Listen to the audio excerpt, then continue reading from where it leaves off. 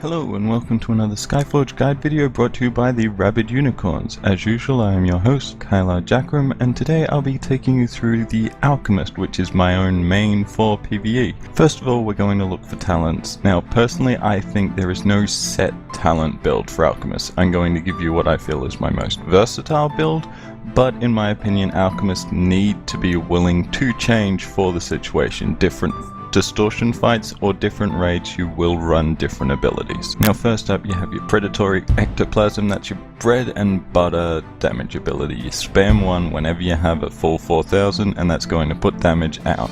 Next is toxic emission. This is your AoE damage, and with the talent you can get free emissions. This will let you put out a lot of AoE damage, helping your group out. Here we have protective membrane. This is really good on any boss that has a hard hitting AoE or leaves damage on the ground, because you can reflect all that damage back at the boss. You just want to be careful to make sure you're not losing out on buffing anyone. Buffing people takes priority over your DPS. Lastly, by a trap, this, your whole body does more damage, and it's a no-brainer really. The other two at the moment, as they are in game, are not worth picking up at all. Now I'm just going to show you the two abilities I like to rotate in if necessary. The first is paralyzing gas. You use this if whatever you're fighting does not have any decent things to reflect, or just has a lot of ads that are being picked up by the tanks. That really long stun from the gas can help out your tanks and DPS a lot. It's a 6-second disable. Then you have disintegrate. Again, this one is more of a CC ability. A lot of people don't like it, but if you time the knockback well, you can save a tank's life. Now, over on talents, you want to grab your improved formula. This lets you keep your protective membrane up more often. Secondary emission here for the AoE build lets you just get a lot more AoE out for free. Then toxic slime lets your ectoplasms do a lot more damage, which is why you use the number 1 ectoplasm. Defense algorithm lets your protective shell completely absorb your first attack the target takes, and if it's destroyed, it will come off cooldown immediately. I find steadying effect to be really useful. It increases your terminal range so everyone can hit it really easily, and also makes people immune to CC effects and frees them from it.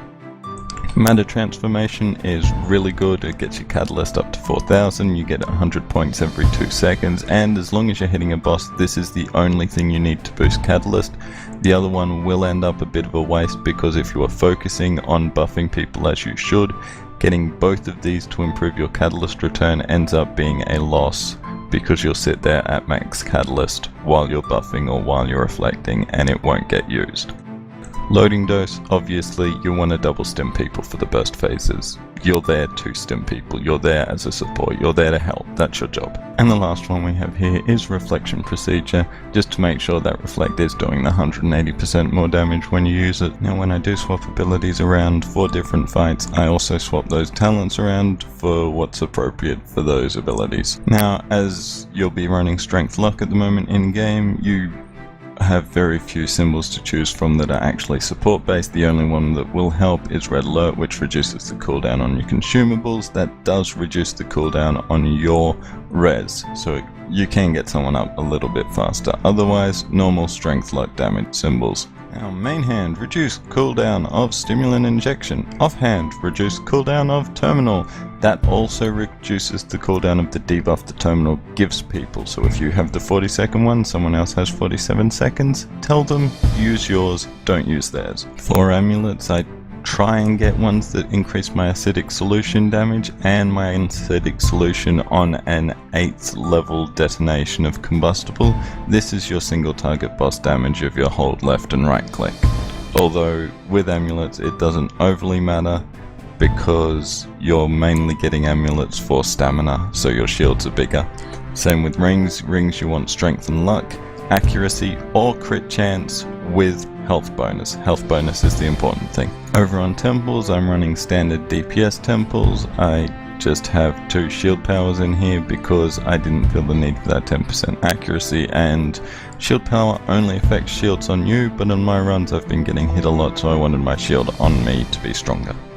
Now here I'm just going to show you some stuff. This is a pug run, which is why I've blanked out everyone's names, but I'm leaving the classes there so you can see what class.